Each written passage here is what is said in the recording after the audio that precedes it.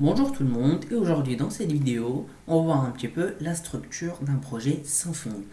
Tout à l'heure, lorsque nous avons initié un nouveau projet Symfony, l'installateur de Symfony, il nous a créé un dossier dans lequel on a divers dossiers et fichiers. Et on va aller voir un petit peu de quoi il en retourne.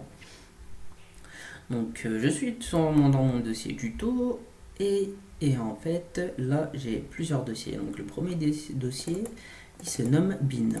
Alors dans ce dossier nous avons deux fichiers, un PHP unit et l'autre console. Alors ces deux fichiers là ils vont servir pour tout ce qui est ligne de commande dans l'écosystème Symfony. Alors le deuxième, celui-ci, on va en parler, celui-ci va permettre d'exécuter les tests unitaires et fonctionnels qu'on va étudier dans une prochaine vidéo. On va d'abord se concentrer sur ce fichier-là, console. Maintenant, si je vais au niveau de mon terminal, dans mon dossier, ici j'utilise mon IDE PHP Storm. Vous pouvez utiliser un autre IDE ou un éditeur de code, comme Sublime Text ou Visual Studio. Si je viens à ce niveau-là et que je tape PHP bin/console, et je fais entrer, j'aurai une liste de commandes à faire. Ces listes-là, en fait, ils sont présents au niveau de Symfony. Ils vont nous permettre de faire beaucoup de choses qu'on verra plus tard au fur et à mesure. On va passer au deuxième dossier, qui est le dossier config, qui est principalement là pour faire de la configuration. C'est des fichiers en .yaml qui a une syntaxe de config. Hop, maintenant le dossier public, dedans on aura toutes nos assets et aussi c'est là que notre serveur va pointer pour avoir l'entrée de notre application. Lorsque quelqu'un va pointer par exemple sur mondomaine.fr, hop, celui-ci va pointer dans ce dossier là qui est public. Et donc va pointer sur le fichier index.php. Et ce fichier là va nous permettre de lancer une requête et de retourner une réponse. Et aussi dans ce dossier là on aura toutes nos assets comme le JavaScript, le CSS, nos images, nos fichiers uploadés, etc. etc. Nous avons aussi là un dossier SRC. C'est là où on va passer le plus de temps à développer notre application. Donc, dans ce dossier-là, on aura un petit peu toute notre logique de notre application. Là, on a un dossier contrôleur. Rappelez-vous, le framework Symfony est un framework écrit en PHP basé sur le design pattern MVC, Model View Controller. Donc ici, on a le dossier contrôleur. Donc logiquement, tous nos contrôleurs vont se situer là. Alors, on a aussi un dossier qui se nomme entity. Et en fait, dans ce dossier-là, on va créer nos entités. C'est un petit peu notre logique métier de notre application. Par exemple, ici, je peux très bien avoir une classe user, une classe article, une classe commentaire, etc. Ces classes-là, en fait, vont représenter un petit peu notre base de données. On va voir comment en créer et on va même voir comment en générer. Là, ici, nous avons un dossier migration. Le dossier migration, ça va permettre en fait de créer des migrations dans notre base de données. Exemple, dans un premier temps, je crée une entité user. Dedans, j'aurai un username, un password, un email. Je crée cette entité-là, je fais une migration et du coup, dans ma base de données, j'aurai un fichier de migration dans lequel j'aurai mes trois champs que je viens de créer dans ma classe user. Ensuite, je me dis, attends, il me faut une autre entité, par exemple l'article. Et là, je me dis, hop, je la crée. Et du coup, là, dans le dossier migration, on aura une deuxième migration avec les nouvelles. Cela nous permet en fait de ne pas détruire et recréer la base de données. Donc, dans notre base de données, on aura un fichier de migration qui va être sauvegardé, qui va se rappeler en fait de toutes les migrations qui ont été effectuées. Le dossier repository va nous permettre en fait d'aller chercher un petit peu les données depuis la base de données. Mais tout ça va être expliqué prochainement lorsqu'on attaquera la partie base de données. On a ici un fichier kernel et en fait ce fichier là va permettre en fait de lancer le kernel de Symfony, c'est-à-dire le cœur du framework.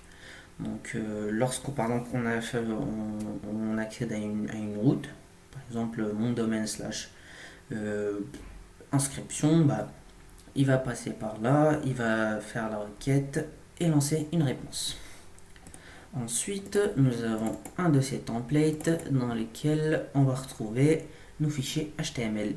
Et ici, on va pouvoir mettre des données dynamiques, par exemple faire des boucles for, afficher des variables, comme on verra par exemple depuis le contrôleur, ou qu'on mettra globalement.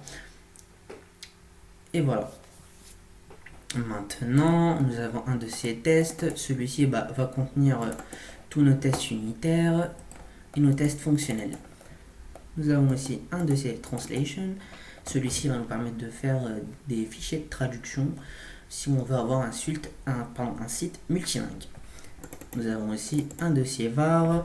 Celui-ci va nous permettre d'avoir le cache et le log. Donc le cache, c'est pour permettre de sauvegarder des données, par exemple des requêtes et autres, pour ne pas en fait surcharger le serveur.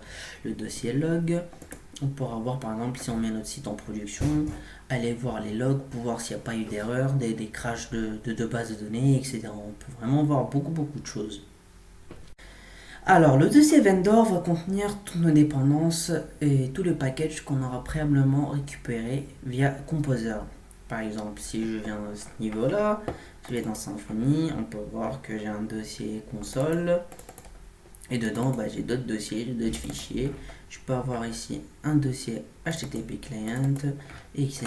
etc. Donc ce dossier-là va permettre un petit peu à notre projet de fonctionner correctement.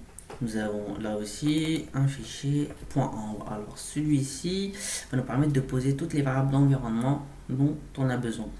Par exemple, ici on peut voir qu'on a database-url. Ça veut dire, là on a toutes les données pour pouvoir se connecter à une base de données. Nous avons ici par exemple une variable d'environnement qui s'appelle app-env qui est égale à dev. Et en fait là on est dans un mode de développement qu'on devra changer par exemple en prod pour le système de production.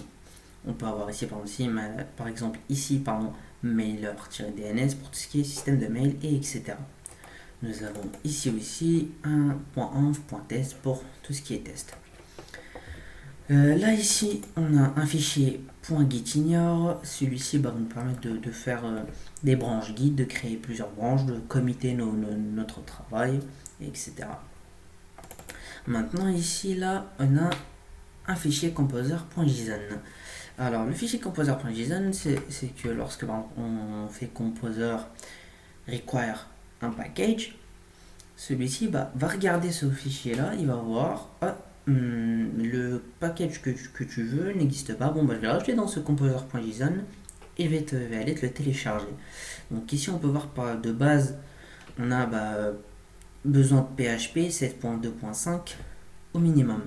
Ici on a par exemple le package HTTP client qu'on a vu dans le dossier vendor, etc.